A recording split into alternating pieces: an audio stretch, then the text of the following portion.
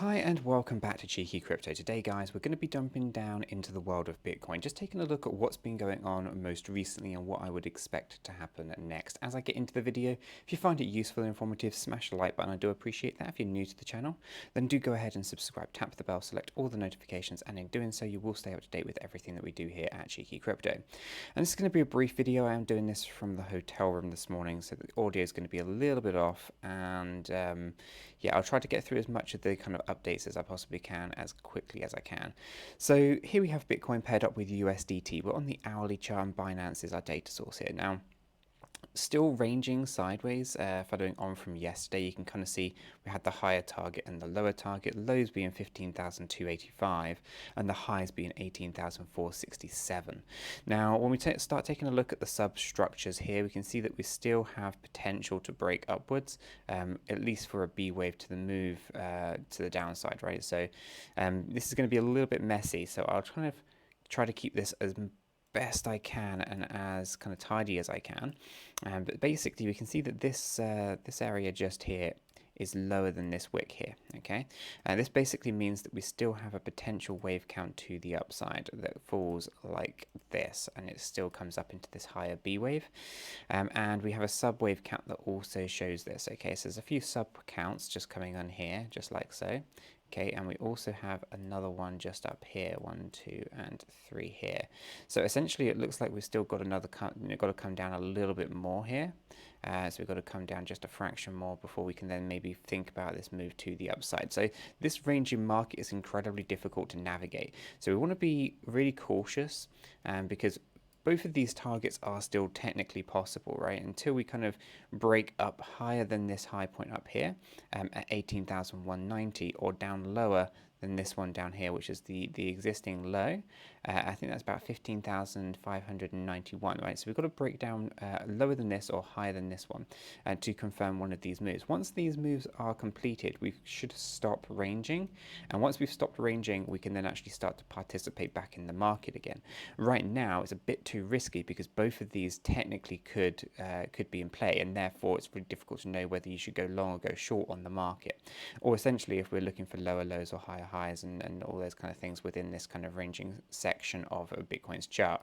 So there's a lot of things to kind of be thinking about and kind of consider before we kind of jump on in here. Now, from a stochastic RSI point of view, it does look like we have some momentum here on the 1 hour, but not so much on the 4 or 8 hour charts. The daily is still oversold, of course. So if I come up into the 4 hour chart here, we're only just peaking up into this overbought area, so there's still room to the upside. This might mean that we have this B wave movement and we break down from here. The same if I come over to the 8 hour chart, we're back up into the overbought area. This is basically going to be an indication that we haven't really got a lot of movement to the upside. So yesterday I was saying I would really like to see the 18,467, and it looked like yesterday we had the momentum for that. Today, being Friday, again, we're now looking like we only really have a small amount of momentum to the upside, and most probably going to be going down to the 15,285. So we can see that within 24 hours, we kind of have to change our thought pattern here a little bit, because we were thinking higher and now we're thinking lower. So essentially, until this ranging market finishes, I don't think we can get too confident with crypto space right now. So I want to be a little bit cautious. I do think that we have to kind of be patient here, let these ones play out, see where they kind of go, and what happens afterwards. Okay, so I'm just going to kind of bring this up here just a little slither, just so we can kind of see how this one plays out. I'm just going to give that a little bit of a move to the upside here, just kind of so you can kind of see that these two areas here are pretty much where we're ranging. I'm going to delete out some of these other boxes. I don't really want them on the chart at the moment, and I'll remove this as well. So you can really see that there's two options here that are basically viable, and we're just waiting to find out which one basically takes hold, right? So if we do come down to the 15,285, then here I would expect potential bounce to the upside, but it would only be minor because we still have our lower range target of 13,207, subject to change, of course. If we do end up going higher than our existing A wave just on this side, okay? But this is a bigger macro piece, so if I were to come out probably into a 4 hour chart here, let's bring this back down, you can kind of see that we were looking at this as a big kind of ABC structure. It's possible that this comes down just to this area here because we then have a sub wave count in here going like this. Okay, so just kind of keep these things in mind. There's a few different options, and until the market kind of shows its cards, it's really hard to be more predictive over it. So the other thing to kind of bear in mind here, and the other thing to kind of consider, is going to be that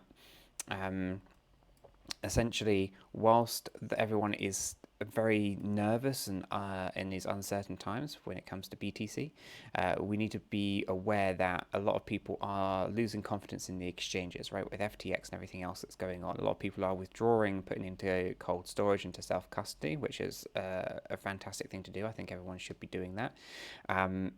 But it does mean that, you know, a lot of exchanges are having a bank run-esque kind of thing occurring, and also we should be aware that with faith being lost in those exchanges, it means that buying pressure is going to basically be eased. You know, if there's no buying pressure, it's hard to push the price up higher.